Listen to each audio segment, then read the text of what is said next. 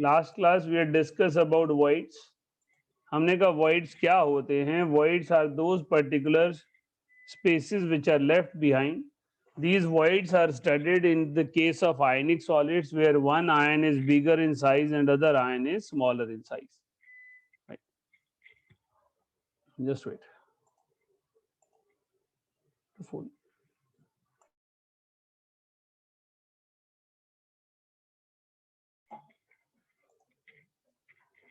हमने कहा हमारे पास void space जो है वो हमने स्टडी करने के लिए बोला है. ऐसा नहीं है कि void space वहां पर किसी आयन ने ऑक्यूपाई कर रखा है. हमने कहा हमारे पास क्योंकि एक तरह के जब एटम होते हैं सबका साइज सेम होता है तो हम उनको किसी भी पोजीशन पर प्लेस कर सकते हैं जिन्हें हम लैटिस पॉइंट्स कहते हैं. Simple cubic body centre face centre. But in case of ionic solid एक साइज बड़ा है एक आयन छोटा है. जो छोटा आयन है उसे वाइड स्पेस कंसीडर किया जाता है और जो बड़ा आयन है वो लैटिस कहलाता है. आपके पास मेनली 3 एटम के सेंटर में जो जगह बचती है उसे वॉइड बोलते हैं. ये वॉइड जो है अगर तीनों एटम के साथ कोऑर्डिनेटेड है, किसी चौथे के साथ कोऑर्डिनेटेड नहीं है तो ट्रायगोनल वॉइड है, फोर्थ के साथ कोऑर्डिनेटेड है तो टेट्राहेड्रल है, फिफ्थ और अगर सिक्स के साथ कोऑर्डिनेटेड है तो ऑक्टाहेड्रल है. जो क्यूबिक वॉइड है थोड़ा अलग रहता है. क्यूबिक वॉइड सिर्फ simple cubic unit cell type arrangement में आता है जहां पे 4 एटम ऊपर वाली लेयर के और 4 एटम नीचे वाली लेयर के कोऑर्डिनेशन में प्रेजेंट होते हैं. यहां तक किसी को कोई डाउट? हाँ जी शाश्वत बोलिए. सर मेरे को ऑक्टाहेड्रल वॉइड में डाउट था कि जब एक यूनिट सेल में 4 ऑक्टाहेड्रल वॉइड कैसे हो सकते हैं, मेरे को 3 ही दिख रहे थे. 12 एजेस हैं और एक बॉडी सेंटर है तो कितने होंगे? सर तो अगर हाफ वॉइड हो तब भी माना जाता है? हाफ वॉइड क्या चीज होती है, मुझे समझ नहीं आया. मतलब कि एक आपने जैसे उस यूनिट सेल में एक कॉर्नर पे बनाया हुआ था वैसे वो भी गिना जाएगा? नहीं नहीं, मेरे को आपकी बात समझ ही नहीं आ रही है. हमारे पास बेसिकली तो वॉइड अगर आप नंबर बोलो तो 12 + 1 13 हो गए. लेकिन हम वॉइड में स्फीयर को प्लेस करेंगे और जो चीज एज पर होगी उसकी कंट्रीब्यूशन 1/4 होगी. तो effective contribution given unit cell will be 4. Okay. हाँ जी. हाँ जी यानी सर मुझे डेरिवेशन में डाउट था सर बोलो. टेट्राहेड्रल वॉइड की. सर जहाँ पर हमने area is equal to √3x and तो सर मुझे यहाँ पे छोटा यहाँ पे स्मॉल आर पूछना था सर. यहाँ पे वॉइड का रेडियस है या फिर सर स्फीयर का रेडियस है? स्मॉल आर जो है वो इस डार्क ब्लू कलर के स्फीयर का रेडियस है. ये बेसिकली वॉइड ही है. हमने कहा जो खाली जगह बच गई है उसकी जगह भी कोई स्फीयर ही आएगा. तो स्फीयर का ही रेडियस लिया है जिसे हमने वॉइड का रेडियस कहा है. Okay sir. And basically sir द्वारा एक बार आपकी बात के बाद दोबारा समझाना चाहूंगा. बेसिकली ये जो वॉइड हम बोलते हैं ये वॉइड एक खाली जगह हम सिर्फ देखने के लिए समझते हैं कि हमने लैटिस को स्टडी करना था. आप सबको ये बात ध्यान रखनी चाहिए कि सॉलिड स्टेट की स्टडी कॉन्स्टिट्यूएंट पार्टिकल जो स्फीयर है उनकी स्टडी है. वो स्टडी में हमारे पास सभी पार्टिकल जो हैं वो स्फीयर हैं. अगर स्फीयर सारे सेम साइज के होते हैं तो उनके सेंटर्स को कनेक्ट करके हम लैटिस सिस्टम बना लेते हैं जो हमने 7 तरह के सिस्टम पढ़े और यूनिट सेल को मिलाकर उन्हें ब्रेविस लैटिस कहा. लेकिन जब मेरे पास दोनों आयंस के साइजेस अलग अलग होंगे, एक छोटा होगा एक बड़ा होगा, तो उसको स्टडी कैसे करेंगे? उसको स्टडी करने के लिए हमने कहा जो बड़े साइज का आयन होगा वो लैटिस बनाएगा और जो छोटे साइज का आयन होगा वो वाइड स्पेस कहलाएगा. तो वाइड भी कुछ और नहीं है, वो एक स्फीयर का ही नाम है. हाँ जी यानी यस सर. एंड सर मुझे डाउट था कि सर इसी आर्टिकल के अंदर हमने एक फॉर्मूला किया था कि sir number of tetrahedral voids is equal to twice of number of spheres. तो सर जब हम टेट्राहेड्रल वॉइड्स का एग्जांपल कर रहे थे तो सर तब हमने 3 एटम्स को एक प्लेन में लिया था एंड चौथे को हमने ऊपर लिया था. तो सर यहाँ पे तो हमारे पास 4 हो गए number of spheres and sir 4 2s is 8. But यहाँ पे तो हमारा टेट्राहेड्रल वॉइड तो एक ही बना था. तो सर ये फॉर्मूला कैसे लगेगा यहाँ पे? So sweet. आपने उस चीज को ध्यान से देखा ही नहीं जो मैं कह रहा हूँ। आप जिन एटम्स को 4 और 1 की बात कर रहे हो वो तो एक पर्टिकुलर एरिया को बनाने के लिए हमने इस पर्टिकुलर के लिए 4 को स्टडी किया, ये 3 एटम एक लेयर में और एक उसके ऊपर। लेकिन हम कंट्रीब्यूशन कैसे लेते हैं, वैसी गलती कर रहे हैं बच्चे जैसे भी शाश्वत कर रहा था। हमने कहा सॉलिड स्टेट में आपके पास कंट्रीब्यूशन ली जाती है एक यूनिट सेल से। आप जिन 4 को देख रहे हो वो यहाँ के एक ऊपर का फेस सेंटर है, एक बैक फेस सेंटर है और एक लेफ्ट फेस सेंटर है और एक कॉर्नर है। ये 4 मिलाकर एक टेट्राहेड्रल वॉइड को सराउंड कर रहे थे। लेकिन ऐसे ऐसे आपने इनको खाली थोड़ी भी ना देखना, आपने तो एक यूनिट सेल देखना है। एक सिंगल यूनिट सेल में 8 पार्टीशन किए जाएं तो हर पार्टीशन के सेंटर को एक टेट्राहेड्रल वॉइड कहते हैं। एक बॉडी डायगोनल के अक्रॉस 2 टेट्राहेड्रल वॉइड होते हैं। तो एक सिंगल यूनिट सेल में 8 टेट्राहेड्रल वॉइड होते हैं। उस यूनिट सेल को एफसीसी यूनिट सेल कह रहे हैं। तो 8 एटम कॉर्नर पर हैं, 6 एटम फेस सेंटर पर हैं, तो इफेक्टिव नंबर ऑफ एटम तो 4 हुए। तो आपके रेशियो 1:2 हुई या नहीं हुई? Yes sir. हाँ जी। अभी क्लियर है या नहीं है, अभी भी कंफ्यूज हो? सर मुझे बस कंफर्म करना था। फिर सर जो आप नंबर ऑफ स्फेयर्स की बात कर रहे हैं वो एक पूरा कंप्लीट यूनिट सेल है? हाँ जी, हाँ जी, total number of sphere in a unit cell. Solid state में यूनिट सेल की डेफिनेशन क्या है? Smallest repeating unit which repeat itself in order to form a crystal lattice. तो हम सारी चीजों की स्टडी करने के लिए पूरे यूनिट सेल को स्टडी करते हैं। तो नंबर ऑफ स्फीयर हम पूरे एक यूनिट सेल में ले रहे हैं। Okay sir. हाँ जी। एंड और सर हमने ऑक्टाहेड्रल वॉइड में सर एक डायग्राम बनाया था जिसमें से हमने ये वाला स्क्वायर वाला, तो सर इसको हम बड़े वाले यूनिट सेल में कैसे विजुअलाइज करेंगे? ये आपके पास 1 2 3 4 कलर भी देखिए यहाँ पर कर रखे हैं। आपने ऊपर 2 रेड कर रखे थे, एक ये रेड है और एक ये रेड है। आपने 2 पर्पल कर रखे हैं, ये एक पर्पल है, ये एक पर्पल है। और इनके सेंटर में जो जगह पड़ी है वो इसी तरह से नहीं होगी, square plane. Yes sir. Yes इसी तरह से अगर आप देखना चाहो तो ये आपको एक ब्लू कलर का स्क्वायर प्लेन दिख रहा है। तो एक कॉर्नर ये वाला ले लिया, एक कॉर्नर ये वाला ले लिया, एक फेस सेंटर ले लिया और एक face centre imaginary unit cell का ले लिया। उनके सेंटर में जो चीज है वो एक ऑक्टाहेड्रल वॉइड है। Okay sir. एंड सर ये लास्ट डाउट था कि सर जैसे कोई भी हमें कंपाउंड वगैरह गिवन है तो सर हमें कैसे पता चलेगा कि यहाँ पे सर टेट्राहेड्रल वॉइड है या फिर ऑक्टाहेड्रल वॉइड है? वो सर आपने लास्ट क्लास में आप बता रहे थे, आप कुछ लोकेशन कैसे करते हैं इनकी? वही तो लोकेशन हमने यहाँ पढ़ी ना। हमने कहा हमारे पास tetrahedral void FCC unit cell के 1/8 पोर्शन के सेंटर में होता है। अगर उसे बॉडी डायगोनल के अक्रॉस स्टडी करना चाहो तो 1/4 position from a body diagonal is a 1 tetrahedral void. इसी को बेस बनाकर हमने 2x4 किया है। Secondly, octahedral voids in FCC unit cell are present on edge centre and body centre.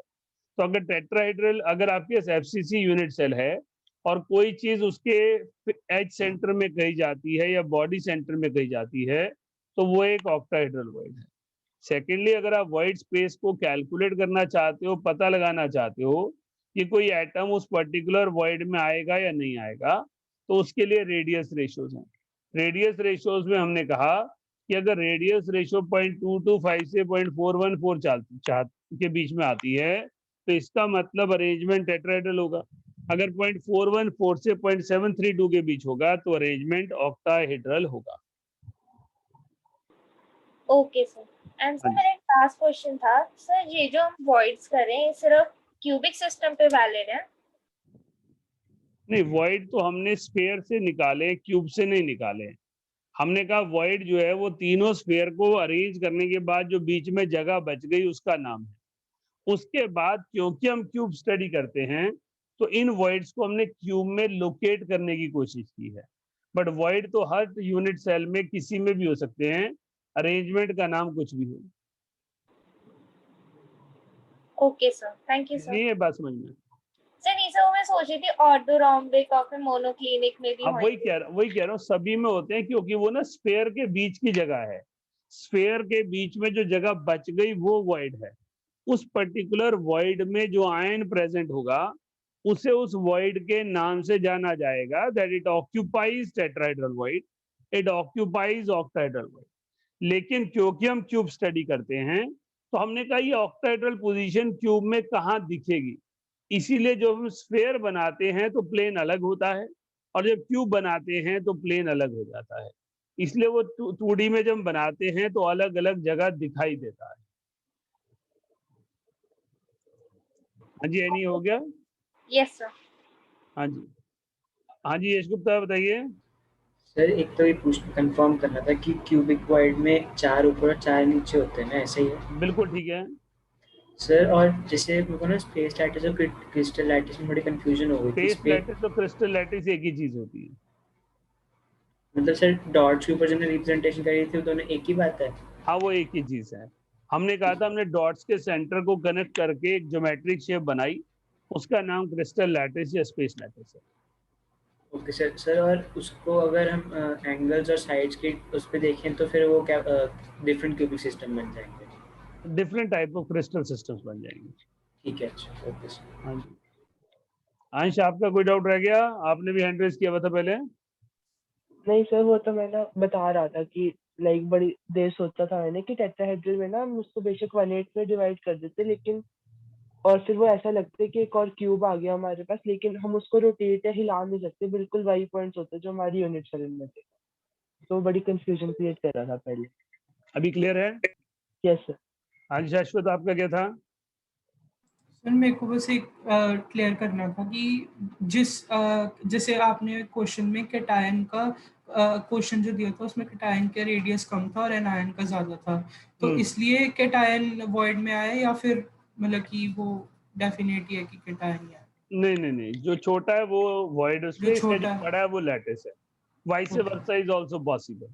You may have an ion in a void space and cation with the lattice. Repeat कर रहा हूं एक बार, अभी जो शाश्वत की बात से समझ में आया, एक बार दोबारा समझाना चाहूंगा। कोई भी एटम वॉइड में नहीं है, कोई भी एटम लैटिस नहीं है।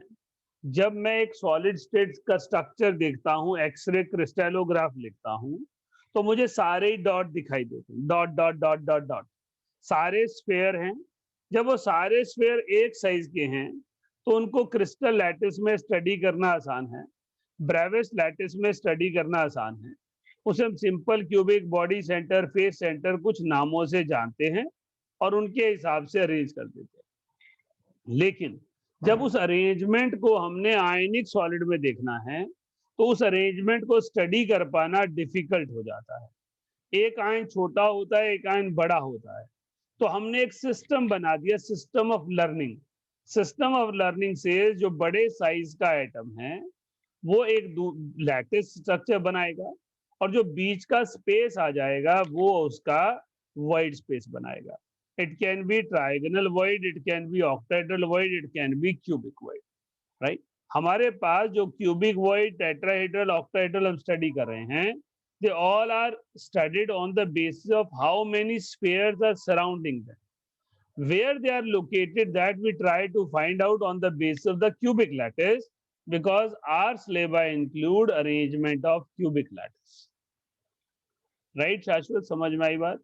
तो हमारे पास एक साइज जो छोटा बड़ा है उसको बेस बनाकर हमने एक को वॉइड और एक को मेन अरेंजमेंट माना है। चलिए अब असाइनमेंट निकाल लेते हैं। असाइनमेंट के पहले डाउट्स लेते हैं, फिर अगला टॉपिक कराता हूं। एक ही असाइनमेंट थी, बड़ा छोटा सा वर्क था सॉलिड स्टेट में आपके पास। क्वेश्चन नंबर 12 का आंसर चेंज किया था, शायद लास्ट क्लास में आपके भी कर लिया था। सी करना था टेट्रागोनल। हाँ जी, 25 क्वेश्चंस में कोई डाउट? 17, 20, 25, ओके बेटा। मेरे पास ये 3 क्वेश्चन आए हैं, किसी और के और भी हो तो बताएं। 1, 17, 19, 20, 25, एक और आ गया 10, 4 भी आ गया, 3 भी आ गया, 11 भी आ गया। सॉलिड की इतनी सी शीट में इतने डाउट कैसे हो गए भाई? छोटी सी शीट थी, मुझे लगा था इसमें तो कोई डाउट ही नहीं होंगे। सिर्फ एक टर्म नई सी थी सीसीपी, वो भी लास्ट क्लास में आपको बता दी गई थी। चलो फिर भी है तो क्लियर करो, कोई दिक्कत नहीं। क्वेश्चन सर नंबर 1, हाँ जी बोलो। सर एक बार ये बताना कि एक्सियल लेंथ हम किसको कहेंगे? एक्सियल लेंथ है ए बी सी, जो लेंथ लेते हो ए बी सी, जो 3 साइड्स ले रहे हो वो एक्सियल लेंथ है। मतलब ए बी और ए सी एंड, हाँ जी बेटा। ठीक है सर। क्वेश्चन नंबर 1 बताइए लवन्या, क्या पूछना चाहेंगे इसमें?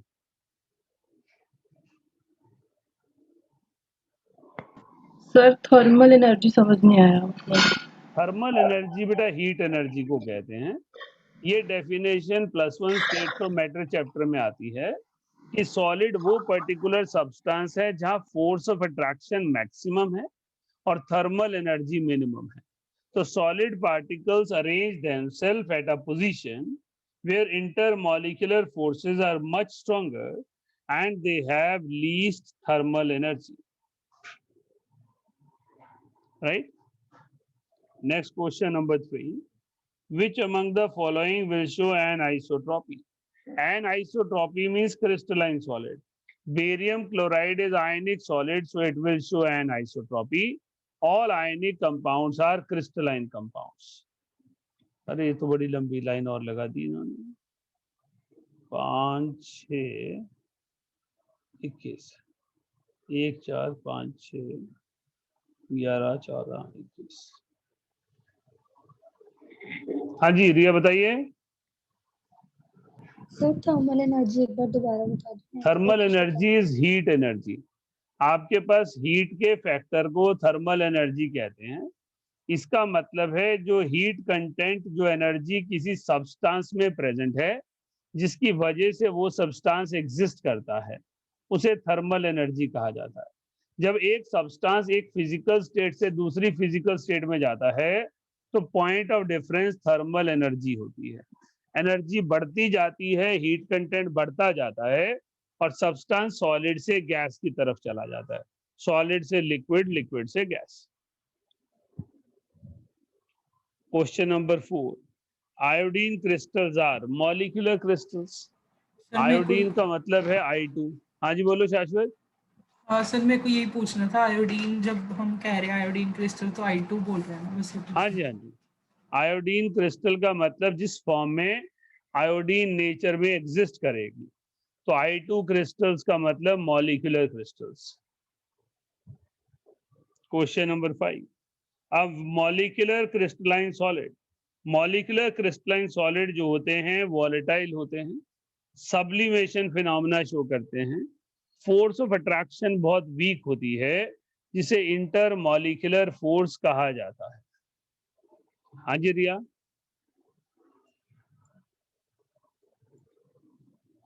रिया कुछ पूछने से, कुछ पूछने से फिफ्थ में? No sir it's okay. जब मॉलिक्यूलर क्रिस्टल के फीचर पढ़े थे ना, मॉलिक्यूलर क्रिस्टल में इंटर मॉलिक्यूलर फोर्सेस होती हैं। Intermolecular forces weaker forces होती हैं जहाँ फोर्स ऑफ अट्रैक्शन बहुत प्योर है।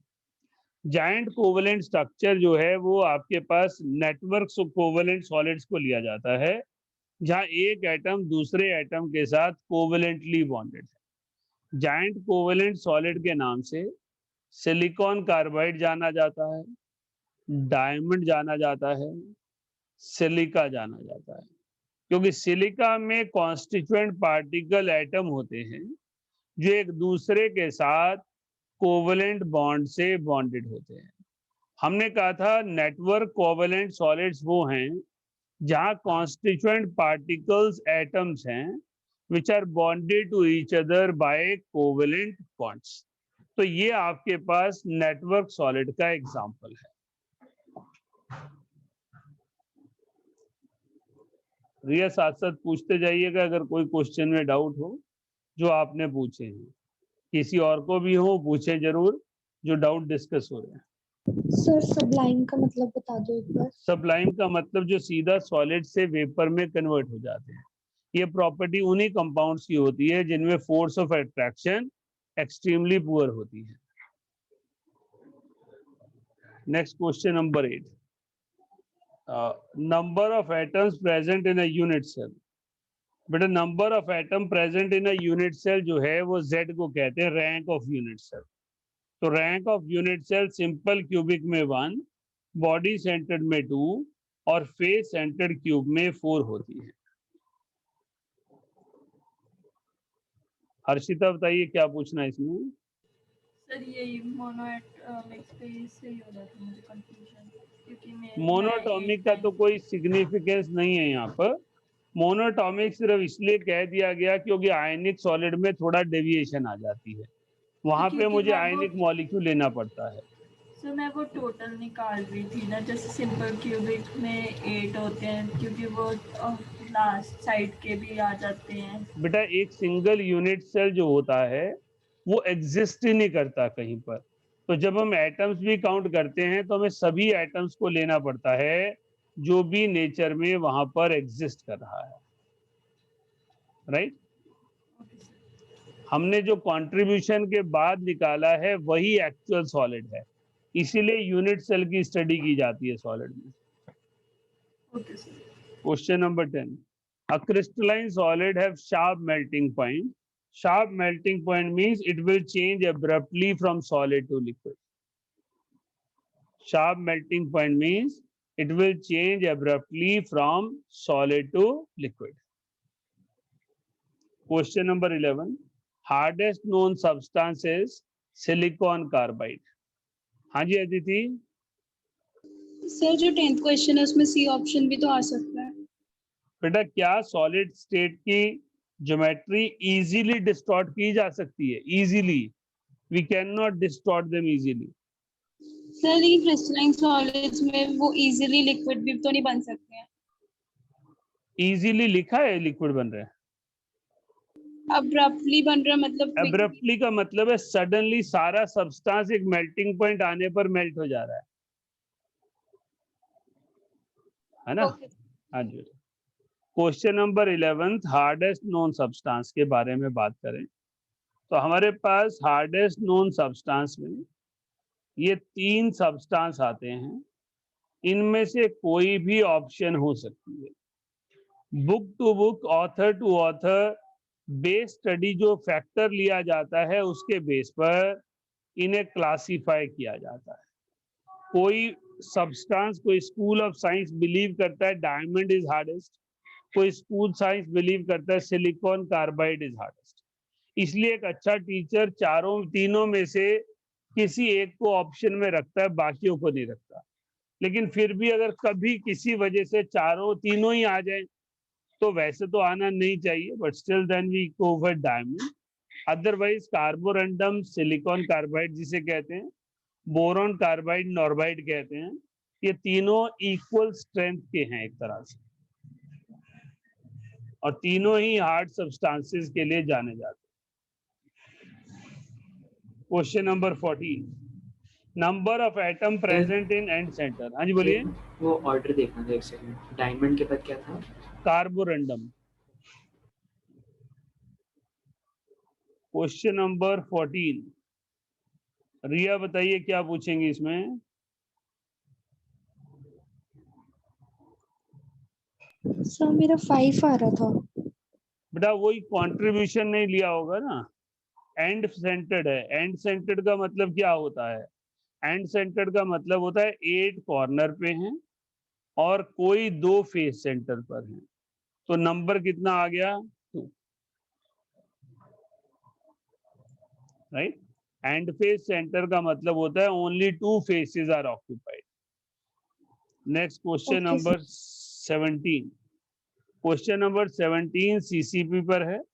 मैंने आपको बताया था सीसीपी इज एफसीसी, तो आपने इस क्वेश्चन में 4r is equals to √2a का कंसेप्ट लेके जाना है और उसी के बेस पर रेडियस को कैलकुलेट करना है। हाँ जी यानी सर ये कंफर्म करना था कि सर मैंने क्यूबिक वाला लगा दिया था इसमें, फिर आपने बताया इसे। हाँ जी सर हो गया क्लियर, वो मैंने सीसीपी वाला फिर देखा नहीं था जब आपने क्लास में मेंशन किया। ओके सीसीपी एफसीसी को कहते हैं हमने अभी पढ़ा इसलिए नहीं है कि समझने में टाइम लगता है उसको, और क्वेश्चन वेटेज नियर टू 0 है।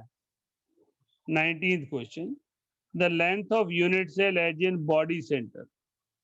बेटा ये भी हम जानते हैं, body centred cube 4r is equals to √3 है।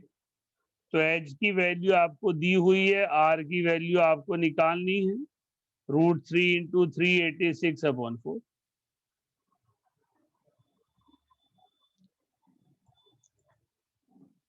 आर्ची इसमें क्या पूछना है बेटा? अगर आंसर नहीं आया तो दोबारा कैलकुलेट करूं? Yes sir. क्या आया नहीं आंसर? आंसर नहीं आ रहा था, दोबारा कैलकुलेट कर। अभी मैं भी कैलकुलेट कर लेता हूं एक बार। 1.732 मल्टीप्लाइड बाय 386 डिवाइडेड बाय 4, ये आ गया 167। 167 is in the option B part हो गया। क्वेश्चन नंबर 20, इसमें भी सीसीपी में फंसे होंगे आप लोग। आपके पास कॉपर सीसीपी बना रहा है, आनी बोलिए। सर मुझे यहाँ पर से सिल्वर फिर गोल्ड का निकल गया था, सिर्फ कॉपर का पूछना था। कॉपर सीसीपी है ना, सीसीपी है तो 4 एटम हो गए, राइट। सीसीपी इज एफसीसी ना, इसको एफसीसी कहते हैं। एफसीसी का दूसरा नाम क्यूबिक क्लोज पैकिंग है, राइट। हाँ जी लवन्या बोलिए। सर एज सेंटर में कितने एटम्स आते हैं? 12 एजेस होते हैं, तो ये 3 हो गए, और गोल्ड बॉडी सेंटर में तो 1 हो गया। तो रेशियो आ गई 4 copper 3 silver and 1 gold.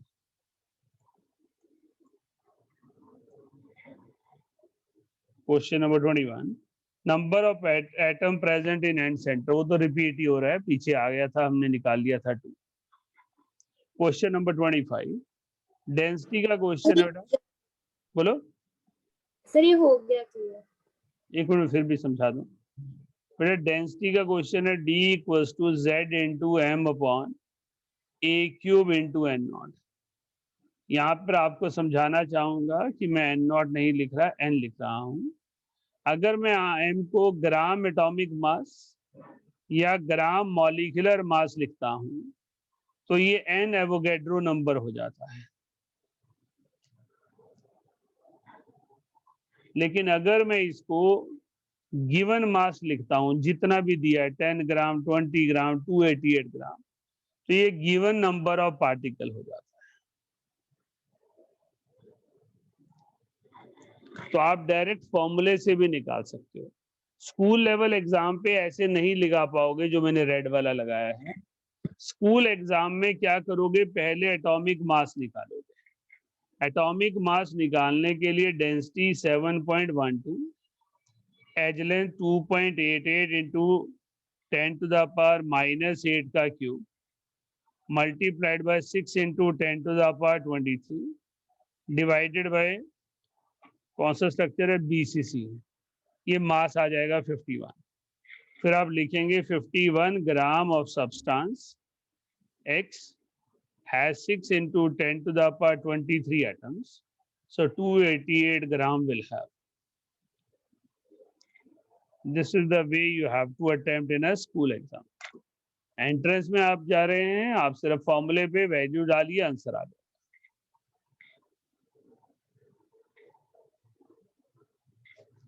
Right? Any other question left? Sir sheet में से नहीं है, वैसे कहना था कि बोलो, जैसे आप लास्ट टाइम कह रहे थे ना कि वो एनिमेशन से देख सकते हैं। सर समझ तो आ गई आपकी बात, बट वो ना विजुअलाइज कम हो रहा है।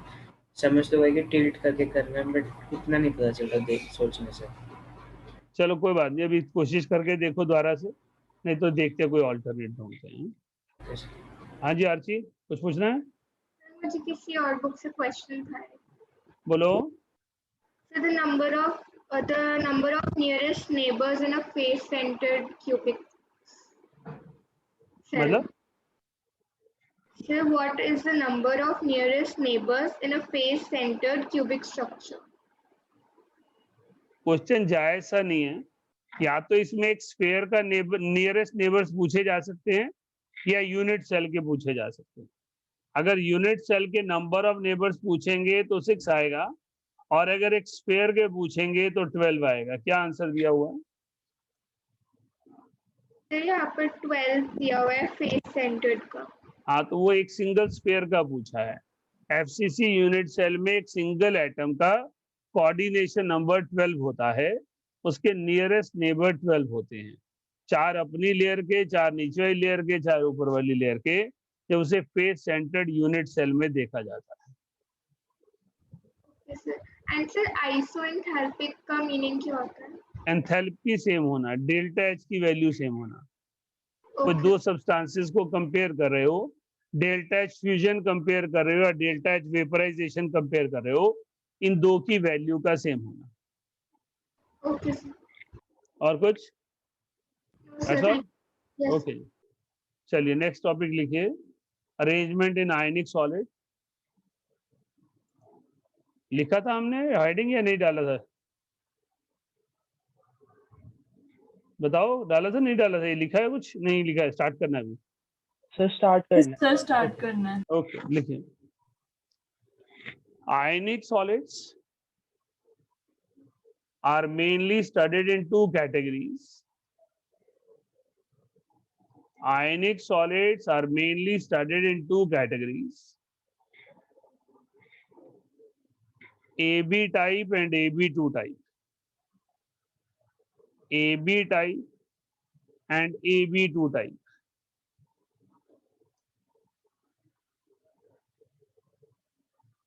AB type means stoichiometric ratio of cation to anion is 1:1. AB type means stoichiometric ratio of cation to anion is 1:1.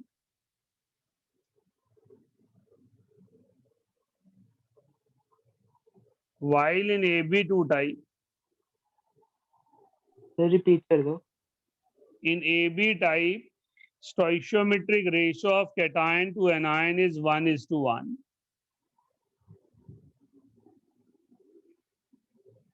While in AB2 type, 1:2.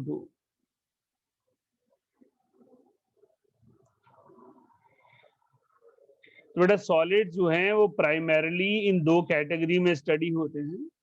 जरूरी नहीं है कि फॉर्मूला भी इन दो कैटेगरी में ही आए। कई सॉलिड होते हैं जिसमें कोई अरेंजमेंट ऐसा आ जाता है कि मल्टीपल एटॉम से मिलकर एक आयन बनता है, लेकिन हम उसे एक कैटायन एक एनायन देख रहे हैं। इसका एग्जाम्पल अभी तो नहीं कह सकता, रिसर्च लेवल पर आ जाता है, कुछ IIT फोकस बुक्स में आ जाता है, कैल्शियम कार्बाइड। अब ये देखने में 1:2 है, लेकिन एक्चुअली ये 1:1 है। इसमें एक कैटायन और एक एनायन है। इसका फॉर्मूला देखने में 1:2 है, CaC2, लेकिन एक्चुअली ये 1:1 है, एक कैटायन और एक एनायन। तो AB टाइप का मतलब एक कैटायन के अगेंस्ट एक एनायन होना, जिससे मॉलिक्यूलर फॉर्मूला बनता है। हमारे पास AB टाइप 3 पॉपुलर टाइप है, इन पर सबसे ज्यादा क्वेश्चन है, चाहे वो स्कूल लेवल है चाहे वो एंट्रेंस लेवल है। NaCl type, zinc sulphide type and caesium chloride type. Type लिखा है, इसका मतलब NaCl अकेला नहीं है, NaCl वाले पैटर्न पर बहुत सारे हैं, बट NaCl क्योंकि कॉमन सॉल्ट है इसलिए उसको बेस बनाकर हमने सब सॉलिड्स को उसमें कैटेगराइज कर दिया।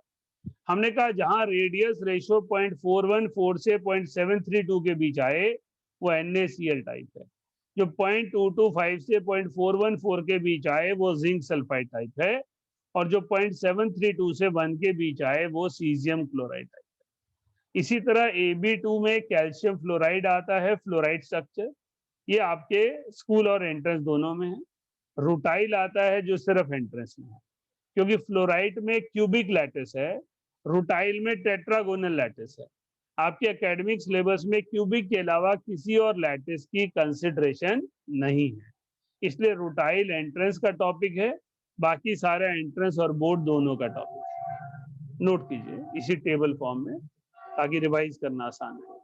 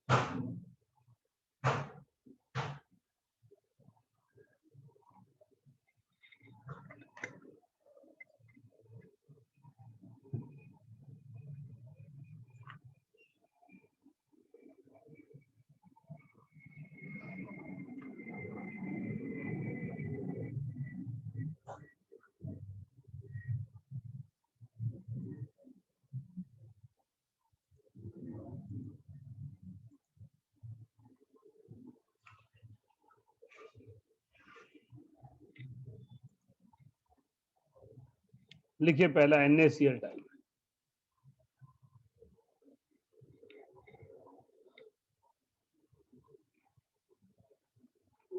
NaCl टाइप को रॉक सॉल्ट टाइप कहते हैं। लिखिएगा, मैं डिक्टेट कर रहा हूं। In this arrangement, chloride ions form CCP. Chloride ions form cubic lattice with CCP structure. Cubic lattice with CCP structure. While sodium ions occupy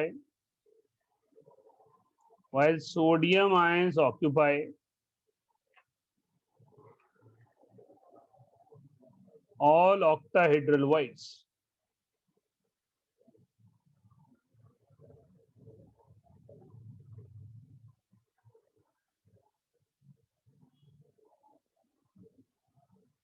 Coordination number of both cation and anion is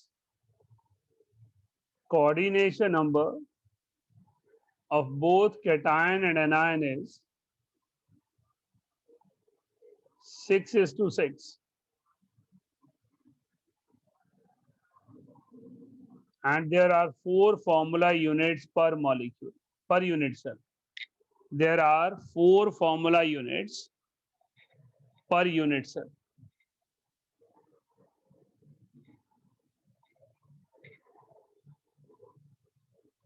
बेटा यहां जरा रुकेंगे हम।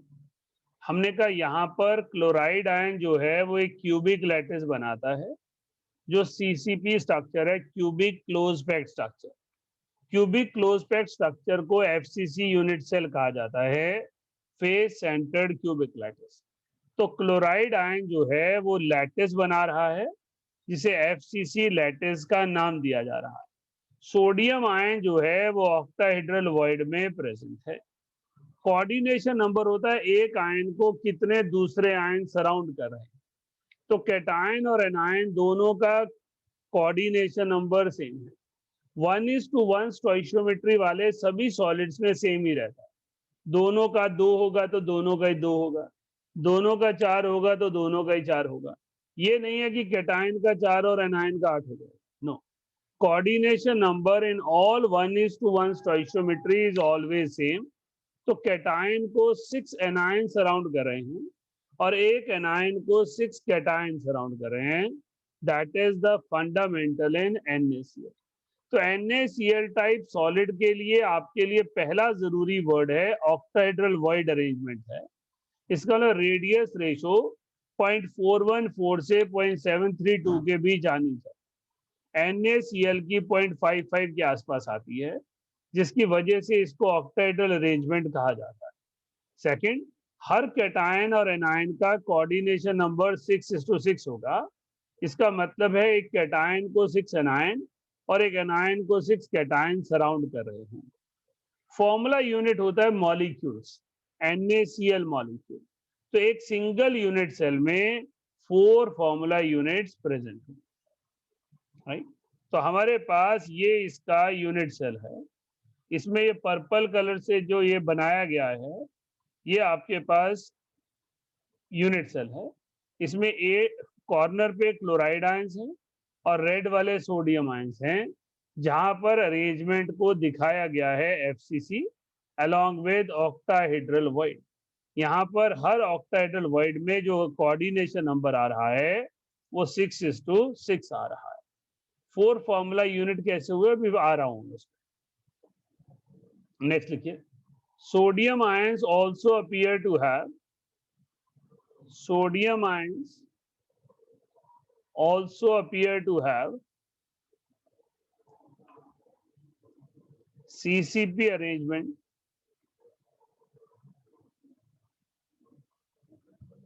with chloride ions occupy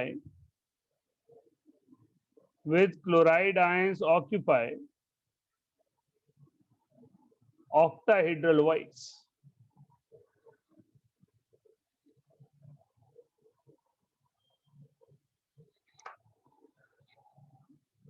But chloride ions are bigger in size, but chloride ions are bigger than sodium ions,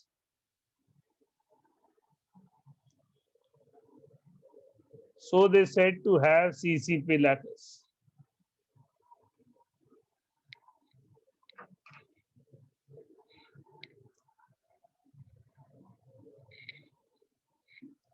तो हमने कहा sodium chloride type में हमारे पास, हम सोडियम की तरफ से देखें तो भी हमारे पास FCC आता है, क्लोरीन की तरफ से देखें तो भी FCC आता है। स्क्रीन पे थोड़ा ध्यान रखिएगा, फोकस कीजिएगा। ये जो मैंने पर्पल से बनाया है ये भी एक यूनिट सेल है। ये जो मैंने एक्सटेंड किया है ये इसकी एक्सटेंशन है। हमने इसको एक्सटेंड किया है बीच वाले लैटिस के फॉर्म को बनाया। इस प्लेन को हमने यहाँ पे डेवलप किया।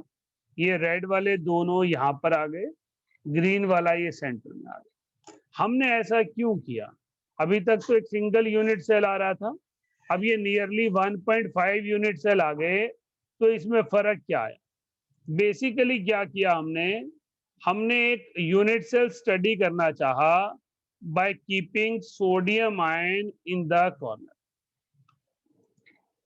अब इसमें जो मैंने बॉक्स बनाया है इसमें आप देखोगे तो सोडियम आयन कॉर्नर पर है, ग्रीन वाले एज सेंटर पे और बॉडी सेंटर में है, राइट। ग्रीन वाले एज सेंटर और बॉडी सेंटर में है। अगर मैं इसको नहीं लेता हूं और मैं मेनली पर्पल वाले को लेता हूं तो ग्रीन वाले कॉर्नर पर हैं और रेड वाले एज सेंटर और बॉडी सेंटर पे हैं।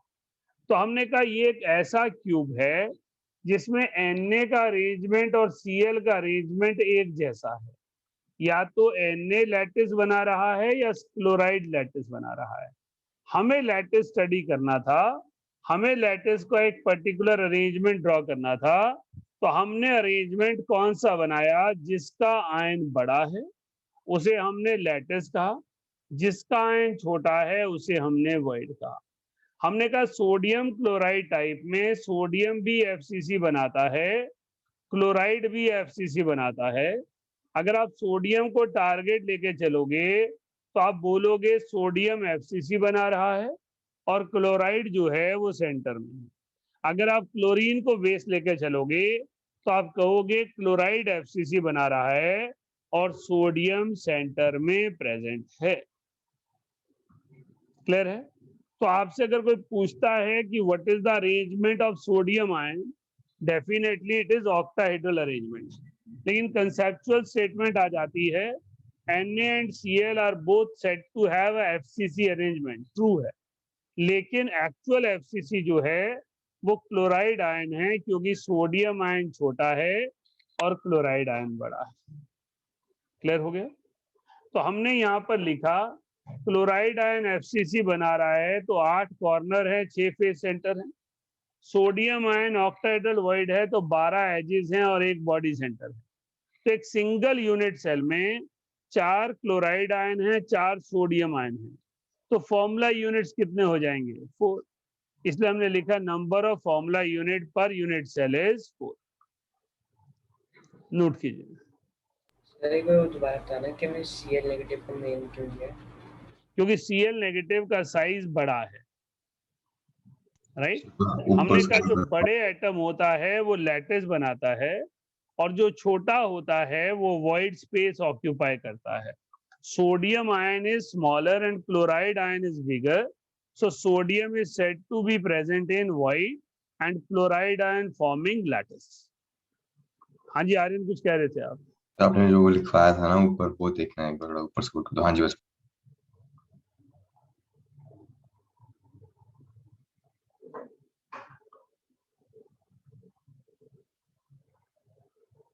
हो गया? एक सेकंड। हाँ जी रिया बोलिए, आपकी क्या कंफ्यूजन है? सर वो जो आपने फिगर बनाया उसमें पूछना है। ठीक है, हो गया। अभी आता हूँ बेटा, उसको दोबारा से लाता हूँ। अदिति आपका क्या डाउट है? सर मुझे भी वो पूछना था डायग्राम में। ओके, एक बार ये लिख लो फिर दोबारा डायग्राम ओपन करते हैं।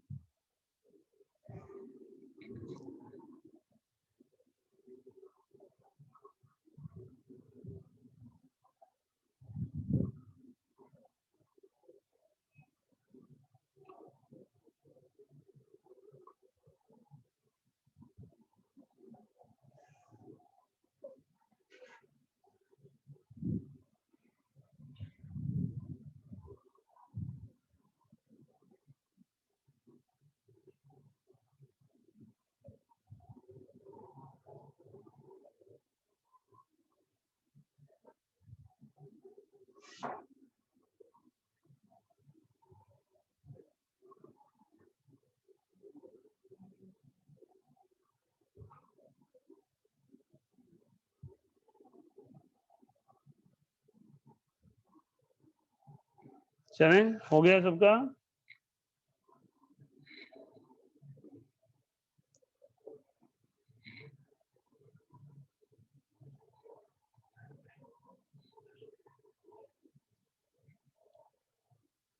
Now we are coming to the figure. बताइए रिया क्या पूछेंगी? सर क्लोराइड आयन अगर बड़ा है तो वो पहले जो हमारा यूनिट सेल था तो उसमें वो कॉर्नर पे था, तो ठीक तो था, तो हमने एक्सटेंड क्यों किया? ठीक था, हमने कोई दिक्कत नहीं है। हमने एक्सटेंड करके देखना चाहा कि अगर हम सोडियम की तरफ से अरेंजमेंट को देखें तो कैसा दिखेगा। तो हमने कहा हम सोडियम की तरफ से अरेंजमेंट को देखें तो वो भी एफसीसी ही दिखता है, तो वो भी एफसीसी ही दिखता है। अगर हम उसके पॉइंट्स को सेंटर से कनेक्ट करके ड्रॉ करें तो 8 सोडियम आयन कॉर्नर पे, 6 सोडियम आयन फेस सेंटर में अपीयर होते हैं और 12 क्लोराइड आयन एज सेंटर पे और 1 क्लोराइड आयन बॉडी सेंटर में अपीयर होता है, राइट। तो हम बेसिकली, हमारा टारगेट नहीं है कि हमने सोडियम को वो बनाना है, लेकिन क्योंकि हमसे क्वेश्चन पूछा जाता है कि सोडियम के अरेंजमेंट को भी क्या एफसीसी कह सकते हैं, तो हम कह रहे हैं हाँ है, लेकिन हम एफसीसी उसे मानते नहीं हैं क्योंकि क्योंकि जो लैटिस पॉइंट है वो बिगर साइज के आयन का कंसीडर किया जाता है। हाँ जी बेटा। Okay sir, clear. हाँ जी अदिति।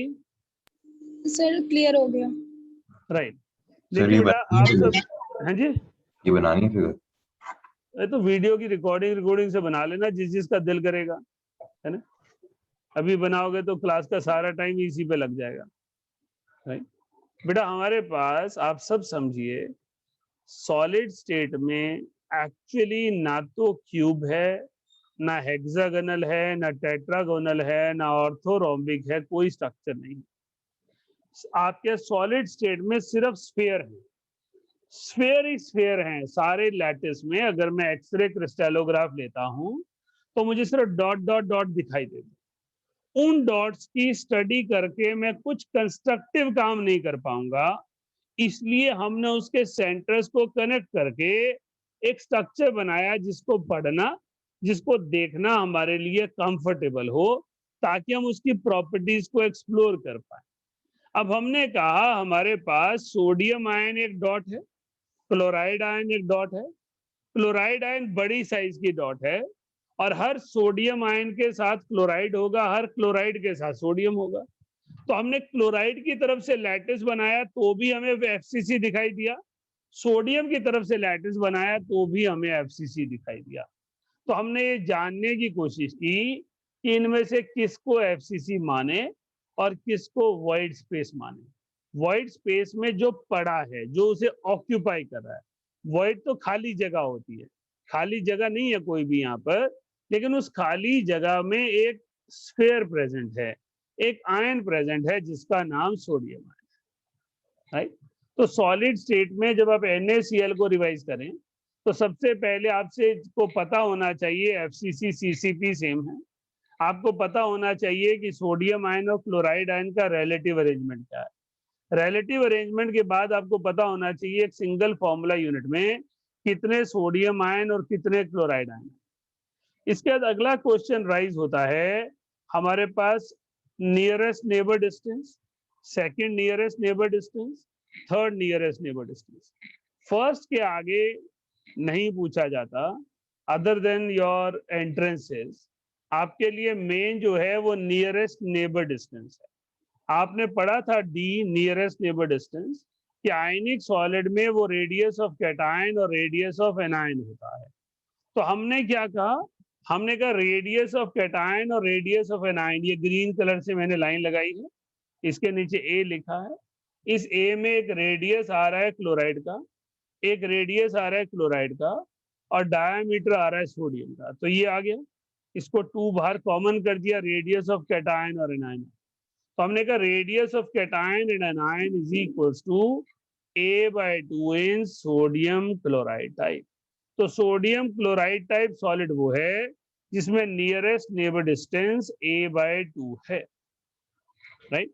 तो नियरेस्ट नेबर डिस्टेंस का मतलब है सबसे नजदीकी डिस्टेंस एक आयन के रिस्पेक्ट में दूसरे आयन का।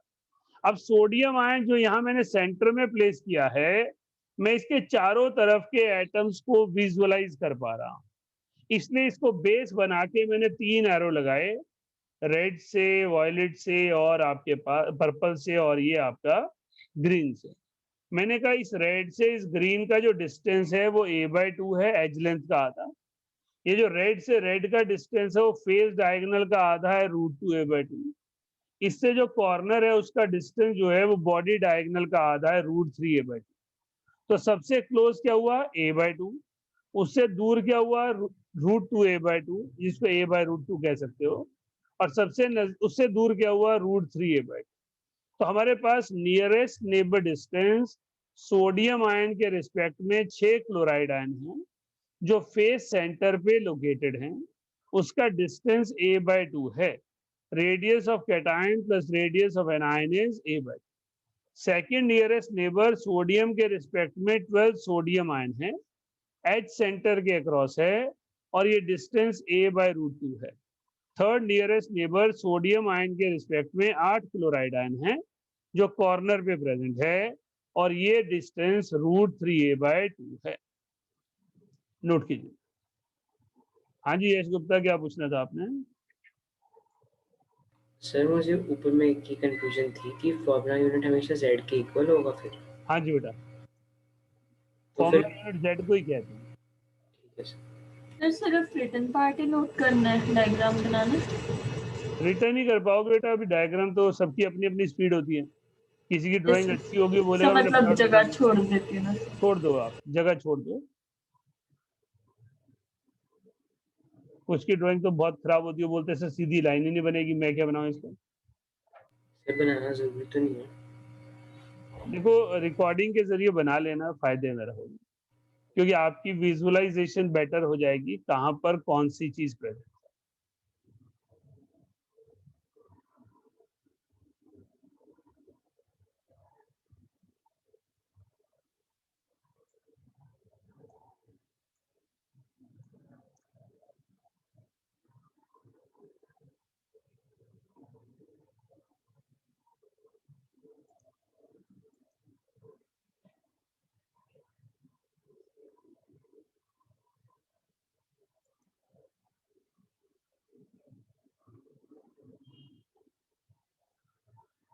एक राय आई है चैट पे कि स्क्रीनशॉट लेके प्रिंट आउट भी कर सकते हैं। डेफिनेटली कर सकते हैं। अगर स्क्रीनशॉट लेके प्रिंट आउट निकालना होता तो मैं इसको प्रिंट करके बुकलेट में दे देता। आप ड्रॉ करेंगे तो आप एटम की पोजीशन को आसानी से पहचान पाएंगे कहाँ पर प्रेजेंट है। अगर आप स्क्रीनशॉट खाली लेकर प्रिंट आउट लेंगे तो आप पहचान नहीं पाएंगे।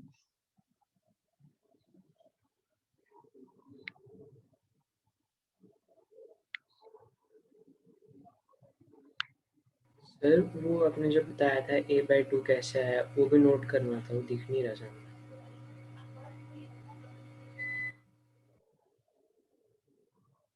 अभी देखिए, पूरा नहीं आया बट थोड़ा बहुत दिख रहा है। लो जी पूरा लो।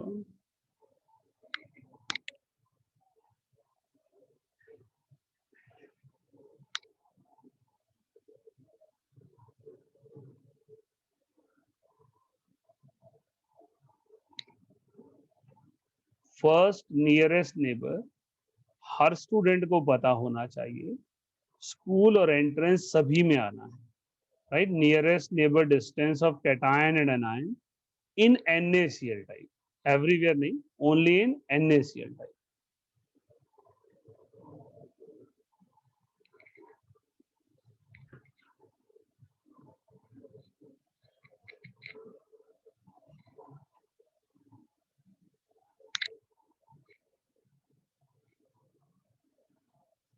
हाँ जी, नोट कर लिया सबने?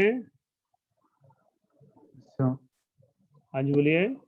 जो सेकंड नियरेस्ट नेबर है उसमें Na positive ratio 12 Cl negative नहीं आना चाहिए।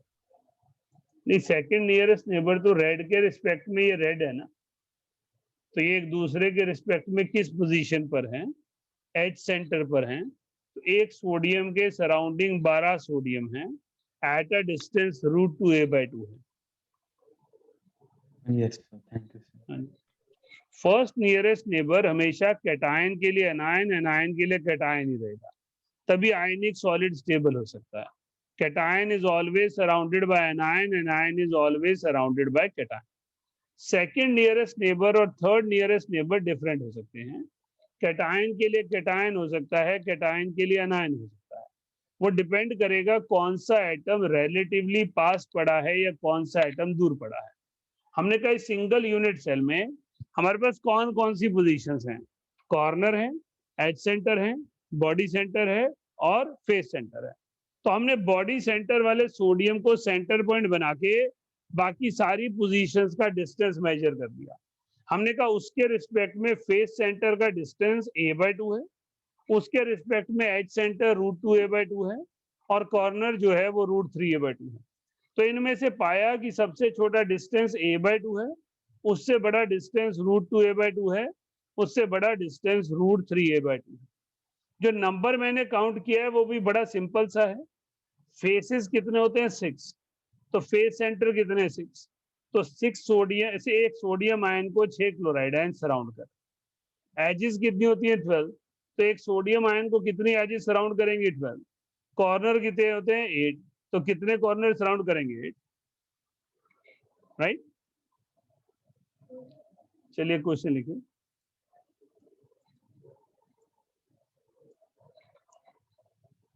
A certain solid AB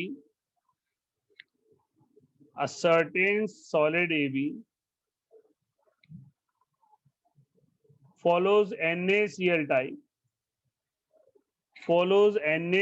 type with edge length of 400 picometer.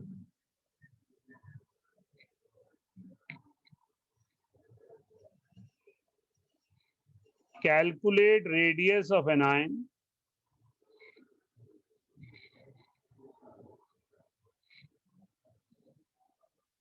and radius of smallest cation possible in this arrangement. And radius of smallest cation possible in this arrangement.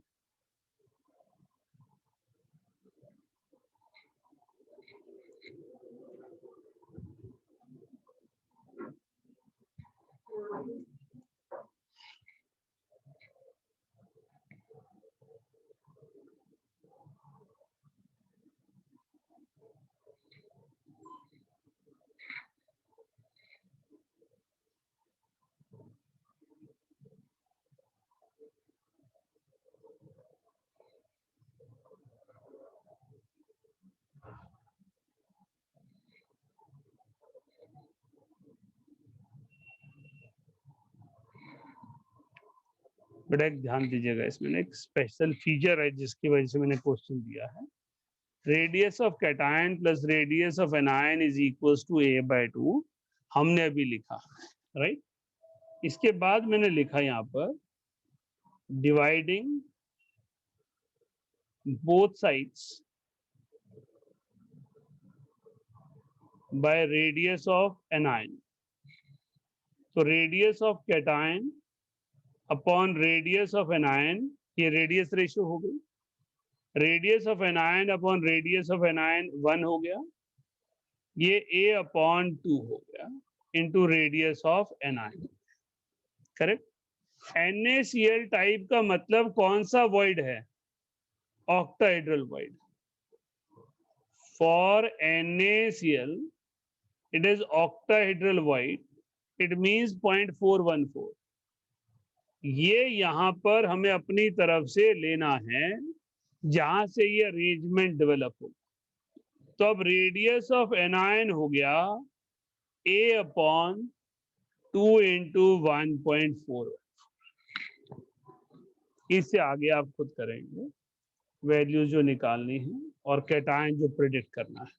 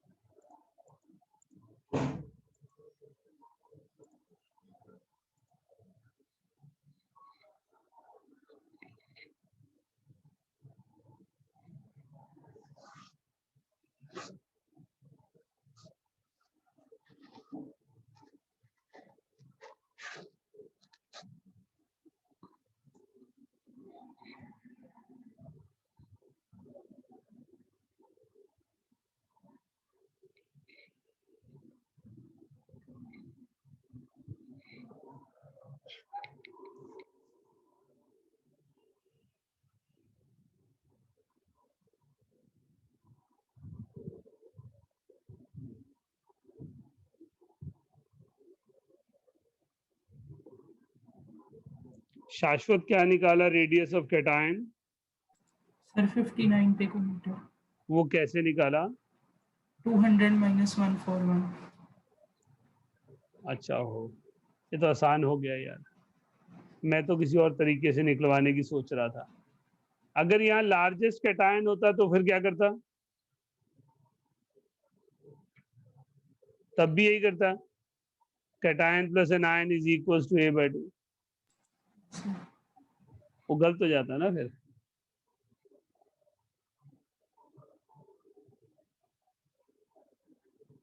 Sir इसमें से radius of anion आ गया तो इसी में cation डाल के cation नहीं आएगा? आएगा बेटा, आएगा, बिल्कुल आएगा। स्मॉलेस्ट कैटायन पूछा हो तो आएगा, वो आप बाय डिफॉल्ट ऊपर वाले में डाल दो तो भी आ जाएगा।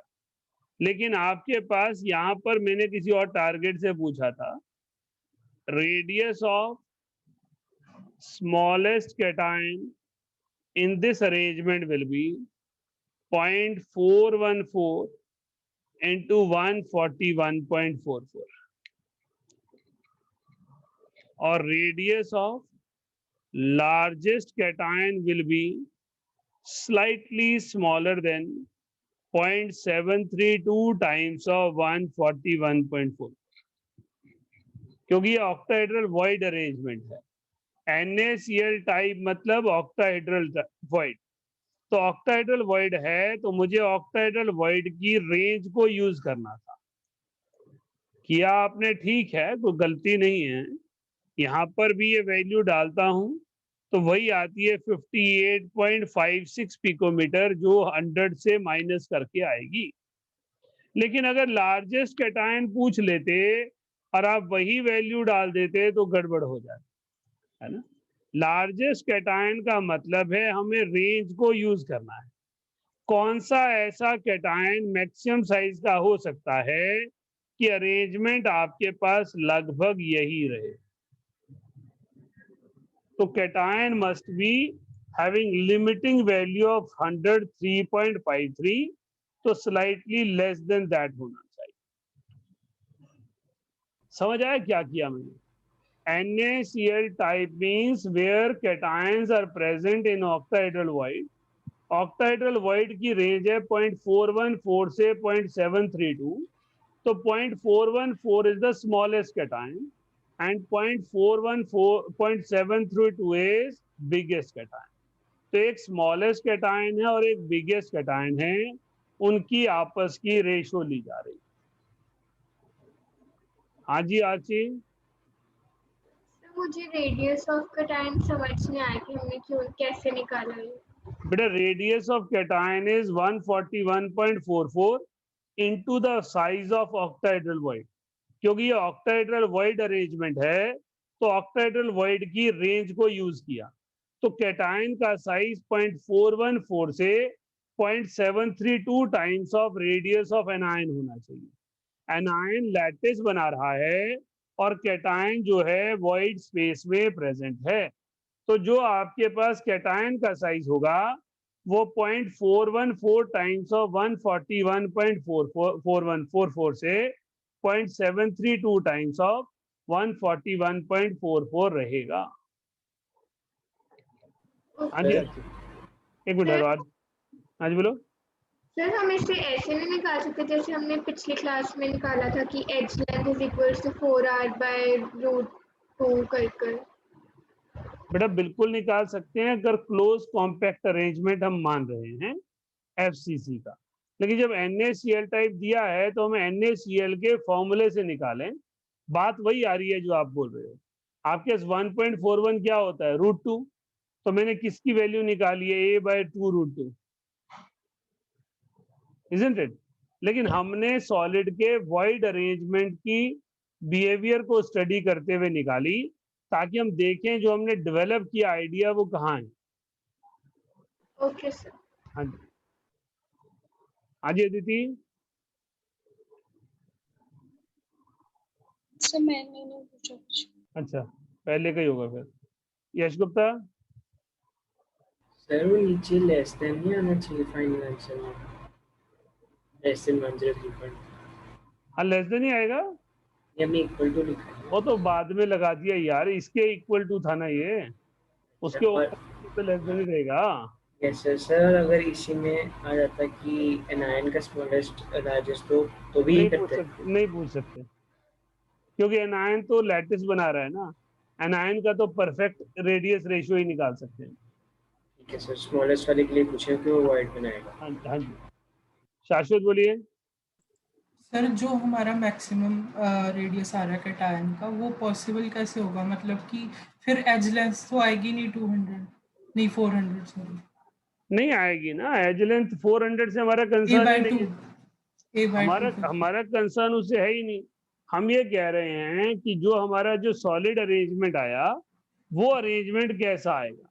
हमने कहा स्मॉलेस्ट कैटायन जो इस पर्टिकुलर लैटिस को ऑक्यूपाई करेगा उसकी वैल्यू 58.56 है। अगर आपका जो एनायन बड़ा होगा तो एज लेंथ चेंज हो जाएगी। हम तो अरेंजमेंट की बात कर रहे हैं एनायन के रिस्पेक्ट में। हम कह रहे हैं ये जो एनायन है इसके साथ और कौन सा कैटायन आ सकता है कि वो NaCl टाइप को मेंटेन करे। हम एज लेंथ की बात नहीं कर रहे हैं, राइट? आप एज लेंथ को देख रहे हैं, हम एज लेंथ को नहीं देख रहे हैं। हम जो है बिगेस्ट एनायन पॉसिबल को देख रहे हैं। तो वो इररिस्पेक्टिव ऑफ क्वेश्चन है। हाँ वो इररिस्पेक्टिव क्वेश्चन है। हाँ जी अंश। सर शाश्वत ने 200 माइनस 141 क्या किया, ये समझता है? बेटा ये किया उसने, radius of cation plus radius of anion is equals to a/2। a/2 200 आ गया, एनायन को 141.44 ले लिया तो कैटायन की वैल्यू आ गई। हाँ जी, हाँ जी अमोल। सर जो radius of cation by radius of anion की वैल्यू हमने 0.414 ही क्यों लिखी, क्योंकि वो 0.414 से 0.732 तक होती है। बेटा जो रेंज होती है ऑक्टाहेड्रल वॉइड एक्चुअली तो 0.414 है ना।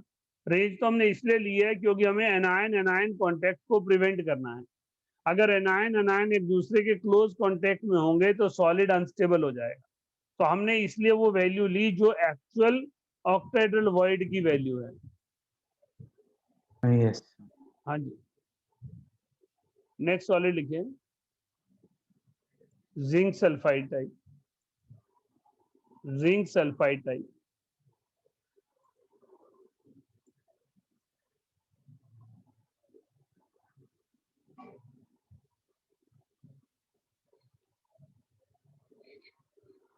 Zinc sulfide show polymorphism. Zinc sulfide shows polymorphism, which means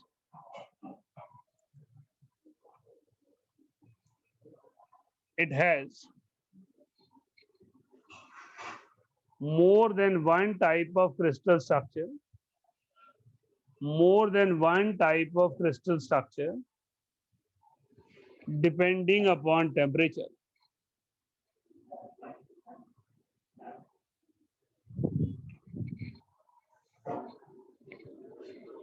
बेटा पॉलीमॉर्फिज्म का मतलब होता है एक से ज्यादा क्रिस्टल अरेंजमेंट में किसी सब्सटेंस का एग्जिस्ट करना। तो zinc sulphide shows polymorphism, it means उसका जो क्रिस्टल लैटिस है वो एक से ज्यादा तरीके से डिस्क्राइब किया जा सकता है, राइट। किस तरीके से डिस्क्राइब होता है वो अगली लाइन में लिखा है। जिंक ब्लेंड ब्रैकेट में लिखा है CCP और स्लैश करके डाला है spell right SPHALERIT। Zinc blend is more stable and it exists at room temperature.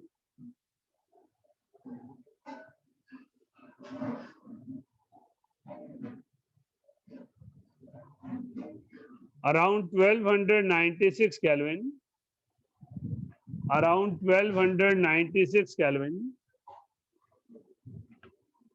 it changes to HCP structure. It changes to HCP structure, which is known as woodsite.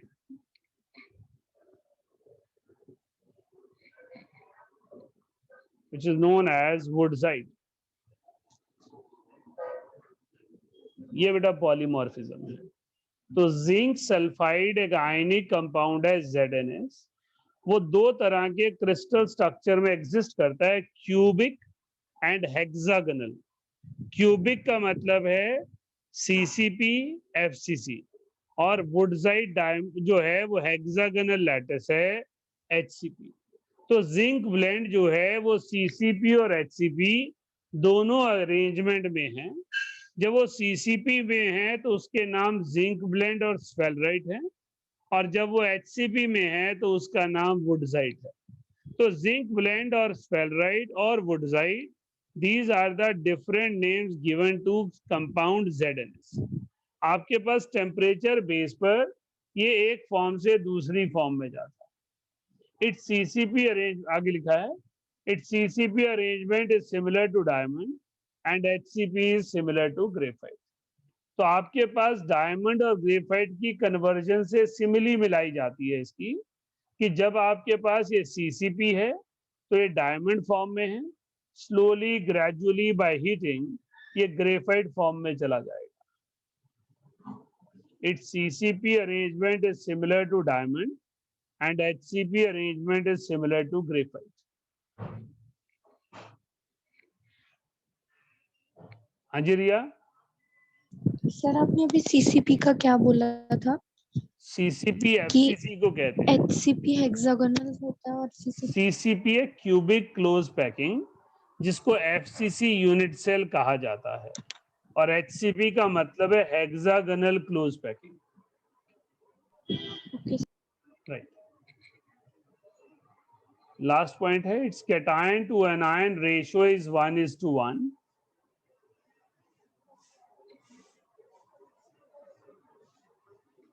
and radius ratio suggests tetrahedral arrangement.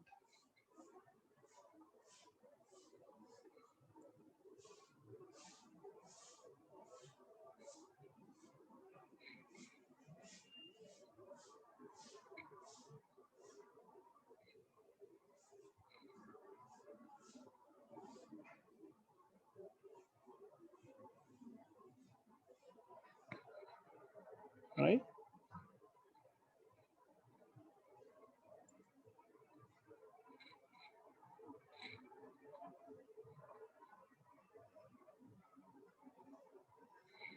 बेटा हमारे पास इसका जो cation anion ratio है, zinc 2 positive sulphur 2 negative, तो 1:1 आना चाहिए।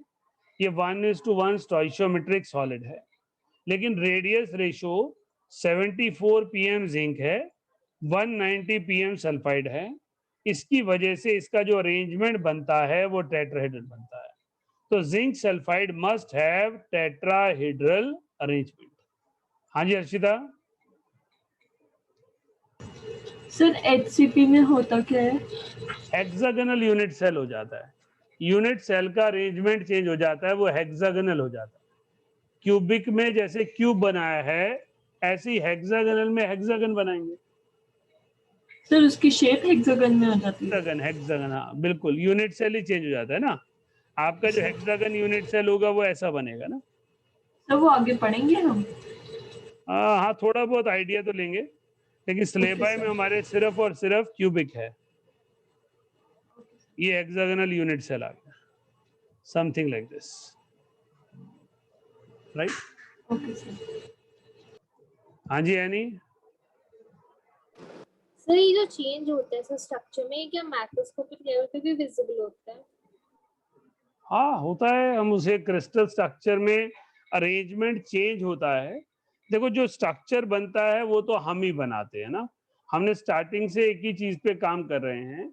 जो कैटायन एनायन या मॉलिक्यूल जो लैटिस पॉइंट्स हैं वो सारे स्फेरिकल हैं। उनकी कोई शेप, ज्योमेट्रिक शेप जो है वो क्यूबिक हेक्सागोनल नहीं है, पर क्योंकि उनकी डेंसिटी चेंज हो जाती है, उनके एटम्स के बीच का डिस्टेंस चेंज हो जाता है, जब उनके सेंटर्स को कनेक्ट करते हैं तो अपीयरेंस चेंज हो जाती है। इसलिए हम कहते हैं कि उसका लैटिस अरेंजमेंट एक फॉर्म से दूसरी फॉर्म में चला जाता है। एक्सपेरिमेंटल ऑब्जर्वेशन डेंसिटी से आती है। Okay sir. हाँ। अब हमारे पास टेट्राहेड्रल वॉइड का नंबर 2 टाइम्स ऑफ लैटिस होता है, तो इसका मतलब है वो 1:2 होना चाहिए। लेकिन कैटायन एनायन 1:2 में नहीं आ सकते, इसलिए आपके पास ऑल्टरनेट टेट्राहेड्रल वॉइड ऑक्यूपाई होते हैं। लिखिएगा, sulphide ions form CCP lattice. सही नोट तो नहीं करना था ना, रेडियस रेशियो तो नोट करनी थी, कर लो।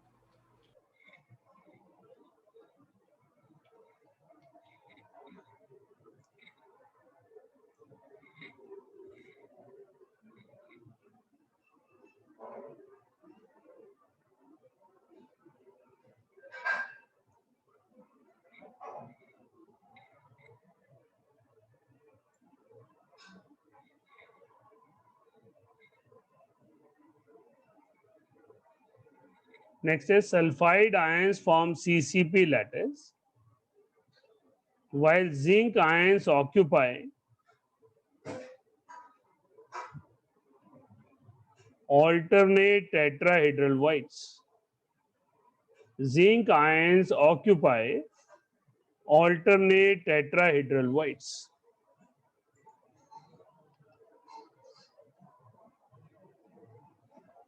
Which maintains stoichiometric ratio 1:1.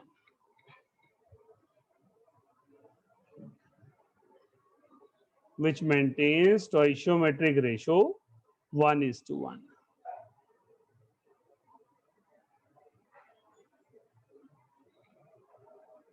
ध्यान दीजिएगा बेटा, यहाँ पर सर ऊपर देखना था। क्या रह गया? छोटी तो लाइन थी।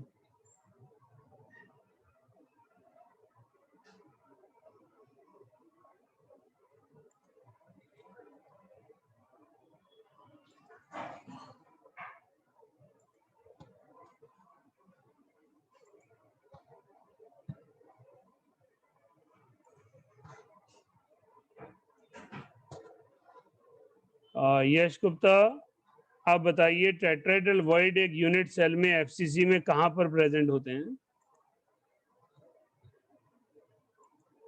सर क्या tetrahedral void? FCC unit cell में कहां पर लोकेटेड होते हैं? सर वो अपर और लोअर अपर लेयर में नहीं। यश शर्मा, टेट्राहेड्रल वॉइड एक एफसीसी यूनिट सेल में कहां पर लोकेटेड होते हैं? लवन्य बताइए। Sir, 1/4 distance from the corner. 1/4 distance from the corner along a body diagonal. Right, very good. तो हमारे पास एफसीसी यूनिट सेल में एक पर्टिकुलर कॉर्नर से 1/4 डिस्टेंस पर होते हैं। मैंने यहाँ पर एक नंबरिंग डाली है 1 2 3 4 5 6 7 8 9 10 11 12। ये क्या चीज है? हम इस क्यूब के 8 हिस्से देख रहे हैं, जिन हिस्सों के रूफ टॉप पे मैंने नंबर डाला है। क्या आप सबको दिखाई दे रहा है? 1 2 3 4 5 6 7 8 9 10 11 12 जो है वो इमेजिनरी क्यूब लिया है, नीचे वाले हिस्से हैं। अगर एक और यूनिट सेल इसके नीचे बनाया जाए तो उसकी रूफ टॉप पे है। अब हम कह रहे हैं ऑल्टरनेटली प्रेजेंट हैं। तो अगर मैंने फर्स्ट वाले के सेंटर में बना दिया तो मैं सेकंड पर, थर्ड पर और फिफ्थ पे नहीं बना पाऊंगा। हमने कहा था a tetrahedral void is present as a cube centre of 1/8 of the cube. एक एफसीसी यूनिट सेल के 8 हिस्से लिए, उन हर एक हिस्से के सेंटर में एक टेट्राहेड्रल वॉइड आता है। ये टेट्राहेड्रल वॉइड हमने अगर फर्स्ट वाले पार्ट में ड्रॉ कर दिया, अब 2D में क्या होता है वो आगे पीछे चला जाता है ना। अब वो हमारे पास जो है यहां से ये जब मैं इसको स्टडी कर रहा हूं, ये कभी मुझे थोड़ा सा आगे की तरफ दिख रहा है, लेकिन पीछे की तरफ बनाऊंगा तो किसी और लाइन से ओवरलैप कर जाएगा। इसलिए मैंने ऊपर नंबर लगाए हैं।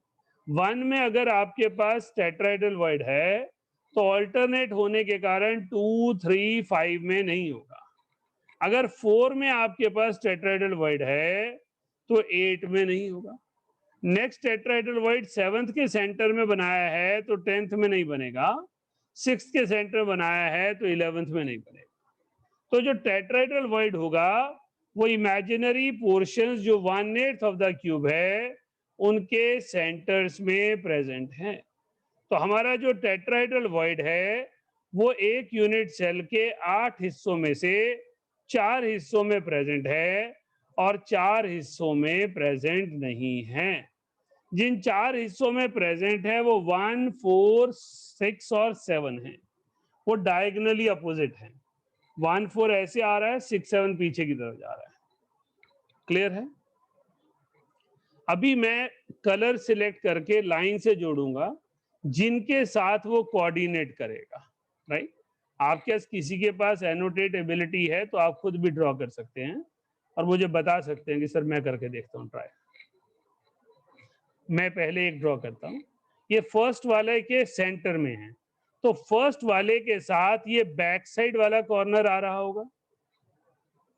फर्स्ट वाले के साथ ये बैक साइड वाला कॉर्नर आ रहा होगा, जो उसके साथ कोऑर्डिनेशन में आएगा उसको टच करेगा। राइट? इसके साथ जो कोऑर्डिनेशन में आ रहा होगा ये आपके पास रूफटॉप वाला करेगा। इसके साथ जो कोऑर्डिनेट में आएगा वो ये लेफ्ट साइड वाली वॉल का सेंटर आएगा, और इसके साथ जो कोऑर्डिनेट करेगा वो फर्स्ट वाले का कॉर्नर करेगा। So these 4 ions are in coordination with this zinc ion. इससे हमारे और पिक्चर क्लियर हो जाती है कौन सा आगे कौन सा पीछे था। राइट? अभी मेरे पास नीचे 7th वाला फिर पीछे है, तो उसके लिए मैं फिर सेम कलर यूज कर रहा हूं। मैंने यहां से ड्रॉ की लाइन और ये बैक वॉल का सेंटर हो गया। ये मेरे पास फ्लोर का सेंटर हो गया जो कोऑर्डिनेशन में आएगा। ये मेरे पास राइट वाली वॉल का सेंटर हो गया,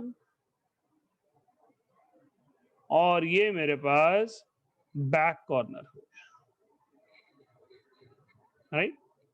क्लियर है? तो ये आपके पास टेट्राहेड्रल वॉइड्स हैं।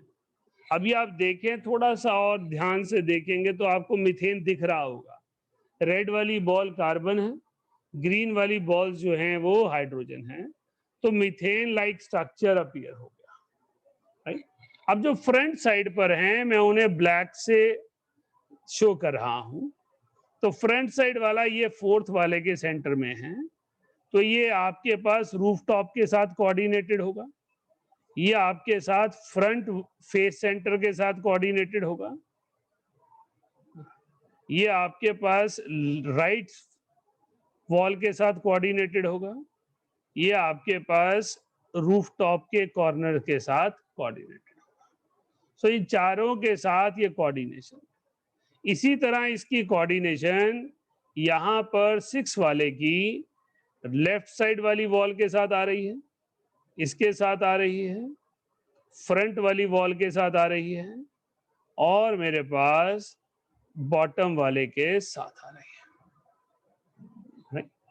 अब मेरे पास कोऑर्डिनेशन नंबर 4 जिंक आयन का तो आ गया क्योंकि वो टेट्राहेड्रल वॉइड था, हमने उसको कहां पर ड्रॉ किया, टेट्राहेड्रल पोजीशन पे ड्रॉ कर दिया।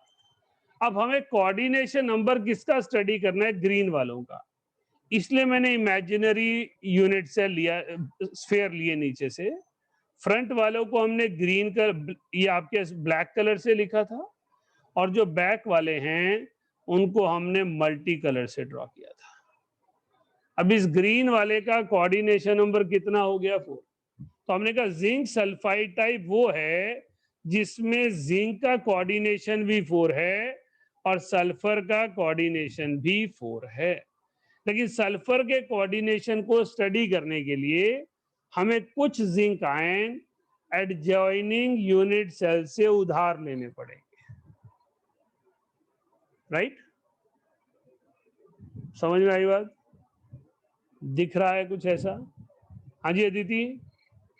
सर जो सल्फाइड आयन का हमने अभी बनाया है तो उसमें जो एडजॉइनिंग यूनिट सेल से लिया उसका एक कॉर्नर और एक फेस सेंटर लिया है ना? जो हमने एडजॉइनिंग नए वाले से लिया है वो हमने टेट्राहेड्रल वॉइड लिया है। टेट्राहेड्रल वॉइड मतलब अंदर की तरफ है, तो 9th वाले पोर्शन के सेंटर में और 12th वाले पोर्शन के सेंटर में लिया है, कॉर्नर कोई नहीं लिया है। Okay sir. है ना?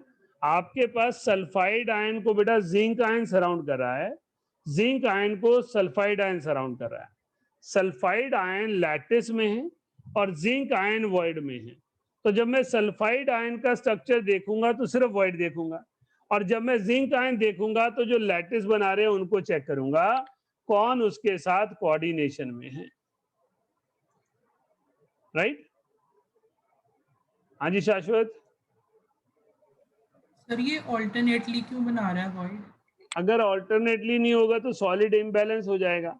सॉलिड स्टेट वो होता है जब थर्मल एनर्जी मिनिमम होती है, स्टेबिलिटी मैक्सिमम होती है। अगर सारे आधे ही ऑक्यूपाई होने होंगे और वो सारे एक साइड हो गए तो एक साइड खाली हो जाएगी, सॉलिड अनस्टेबल हो जाएगा, वाइब्रेशनल एनर्जी ज्यादा हो जाएगी। Zinc sulphide is a stable solid. अगर अनस्टेबल होता तो आधे एक तरफ होते और आधे खाली होते। ये ब्लैक वाले आगे वाले हैं और ये जो मल्टी कलर से हैं, गोल्डन से ग्रीन से, वो पीछे वाले,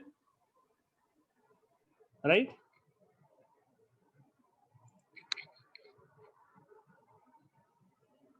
So coordination number of zinc ion is 4, sulfide ion is 4. Nearest neighbor distance of zinc sulfide is 1/4 of body diagonal, that is root 3a/4. Second nearest neighbor is root 2a/2, right? यहाँ पर एक sulphide ion के साथ 12 sulphide ion है। ये वही question है जो स्टार्टिंग में शायद आर्ची ने पूछा था कि किसी बुक से पूछ रही हूँ, coordination number of FCC unit cell. तो आपके एफसीसी के एक एटम का कोऑर्डिनेशन नंबर 12 होता है। 12 सल्फाइड आयन उसे सराउंड करते हैं। तो number of sulphide ion per unit cell, क्योंकि एफसीसी है तो 4 हो गए। टेट्राहेड्रल वॉइड हमने लास्ट क्लास में 8 लिखे थे, तो आधे हैं तो 4 हो गए। तो 4 जिंक आयन 4 सल्फाइड आयन हैं, तो फॉर्मूला यूनिट भी 4 हो गए, राइट? नोट कीजिए।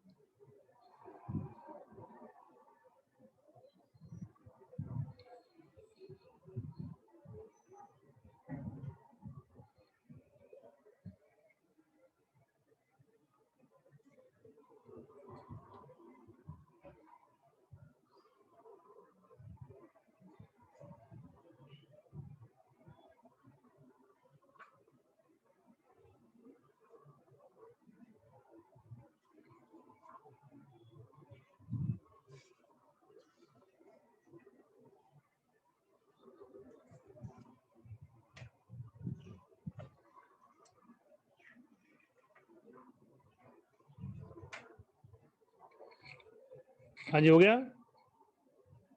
लिखिए question. What will be the packing fraction of diamond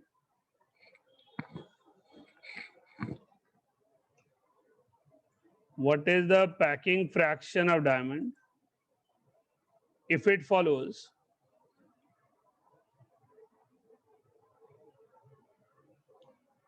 zinc sulfide structure? आपने मुझे बताना है यहाँ A की वैल्यू R की टर्म में क्या लेनी चाहिए, Z क्या लेना चाहिए।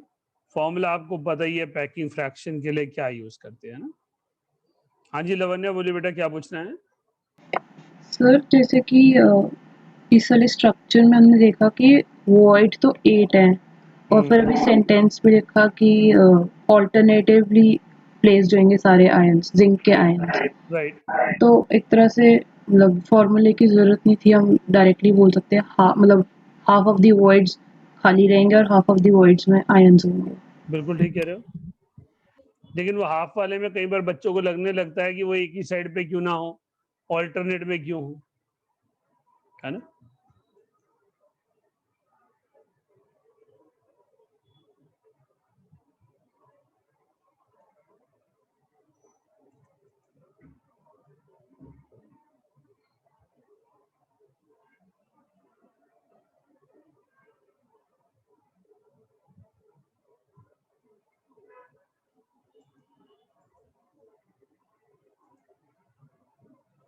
हर्षिता, पैकिंग फ्रैक्शन का फॉर्मूला क्या होता है?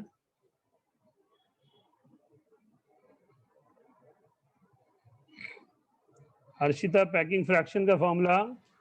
सर पता नहीं। क्यों नहीं पता तुझे? ये पढ़ा नहीं था, Z into 4/3 pi r cube upon a cube.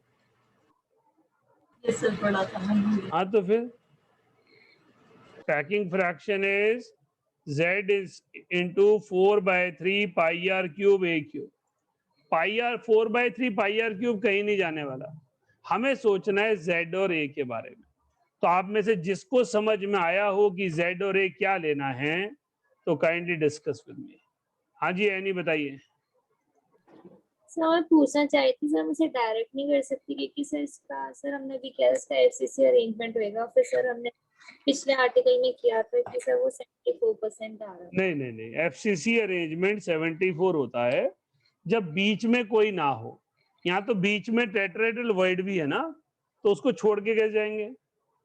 उसकी वजह से जो एटम कॉर्नर पे हैं वो एक दूसरे के साथ टच ही नहीं कर रहे होंगे। तो सर मतलब वैल्यू 74% से कम आएगी? अभी देखना है क्या आएगी, वो आपने निकालनी है, उसकी कोशिश में, जद्दोजहद में वही ढूंढना है, उसी के लिए क्वेश्चन है। यस। देखते हैं गुप्ता जी क्या बता रहे हैं। हाँ जी गुप्ता जी। Z वन होगा। तो लगता है Z क्या होता है बेटा? सर आपने कहा था वो रेशियो है तो 1:1 थी ना इसमें रेशियो। Z क्या होता है? Rank of unit cell. कितने पार्टिकल एक सिंगल यूनिट सेल में हैं उसे Z कहते हैं, right. Rank of unit cell is called Z। आपने कहा तो था कि रेशियो वाला भी देख सकते हैं। नहीं, रेशियो तो Z नहीं है ना, Z तो आपके नंबर ऑफ फॉर्मूला यूनिट्स हैं, राइट। हाँ जी लवन्या। सर Z तो पता था, Z तो 4 होएगा, A नहीं पता। Z 4 नहीं होगा। नहीं होएगा? नहीं। शाश्वत? सर Z4 बोल रहा था। ओके, यहाँ पे बेटा जिंक आयन की जगह पर क्या होगा? कार्बन। सल्फर की जगह पे क्या होगा? कार्बन। तो Z क्या होगा? Z तो 8 होगा। 8 होगा। वो यार इतनी सी चीज नहीं सुनते। हमने कहा Z is the number of atom per unit cell. Zinc ion is replaced by carbon, sulfide ion is replaced by carbon. So add the two atoms. So the number of atom per unit cell is Z. इसीलिए तो मैं class में करा रहा हूँ, नहीं तो homework ना दे देता। तुम्हारे को दौड़ाना है ना, कैसे सोचोगे। हाँ जी आरती।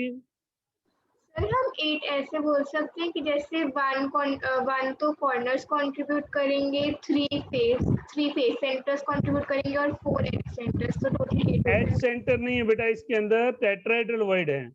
टेट्राहेड्रल वॉइड की पार्टिसिपेशन 100% होती है। हाँ जी, बताओ कोई ए एज लेंथ वाला कोई genius who can work out. शाश्वत बोलिए। Sir 4r/√3। 4r/√3 होता तो मैं क्वेश्चन ही क्यों पूछता, है ना। 4r/√3 होता तो मेरे क्वेश्चन पूछने की जरूरत ही नहीं थी, वो तो तुम्हें वैसे ही कर लेते हैं, है नहीं। हाँ जी, और कोई। सर पक्का नहीं है। 8r/√2। 8r/√2 वो कहाँ से निकाला है? सर बस लग रहा है। वो लग नहीं रहना चाहिए ना, ऐसे नहीं लगाओ। देखो यहाँ से निकालोगे तुम, पता नहीं कहाँ कहाँ से क्या निकालते रहते हो। नियरेस्ट नेबर डिस्टेंस से ही तो एज लेंथ निकालोगे ना, ये अरेंजमेंट है इसका, करेक्ट। अभी बताओ 8/√3। 8/√3 है, बिल्कुल ठीक है, राइट। यहाँ से आपके पास निकालना था, यहाँ पर भी कार्बन आ गया, यहाँ पर भी कार्बन आ गया, ये भी कार्बन हो गया, ये भी कार्बन हो गया, तो इसकी वैल्यू यहाँ से क्या निकल गई मेरे पास, 2r। So 2r is equals to √3/4. So it means A is equals to 8r/√3. So packing fraction will be 8 into 4/3 pi r cube divided by √3 8r/√3 का cube.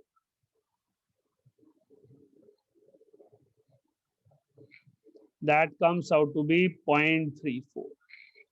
Smallest packing fraction of all solids is possessed by diamond. That's why diamond shows highest refractive index. क्योंकि covalent solid और अंदर सारा खाली पड़ा है, तो जो हीट रेडिएशन होती है बम्बार्ड होती रहती है दीवारों से, वो बाहर ही नहीं निकल पाती और सारा ही स्पेस लगभग खाली है। आपके पास क्लोजेस्ट अरेंजमेंट 74% था, ये सबसे लूज अरेंजमेंट है जिसमें 34% है। तो डायमंड का पैकिंग फ्रैक्शन एंट्रेंसेस का एक इंपॉर्टेंट क्वेश्चन है, राइट, चाहे वो नीट लेवल कहें चाहे जेई लेवल कहें। तो zinc sulphide structure is followed by diamond. तो जिंक आयन की जगह भी कार्बन है और सल्फाइड आयन की जगह भी कार्बन है। चलिए बाकी अगली क्लास में करते हैं। तो सॉलिड स्टेट के लिए थोड़ा सा विजुअलाइजेशन ज्यादा चाहिए ना, थोड़ा ड्रॉ करके देखें तो आप जल्दी पिक कर पाएंगे, राइट। इंफॉर्मेशन तो लास्ट में बची हुई ही याद करनी है और वो आसान है। सैटरडे को टेस्ट होगा बेटा और संडे को भी टेस्ट होगा। सैटरडे का टेस्ट तो पक्का ही है, संडे का टेस्ट का सोच लेते हैं।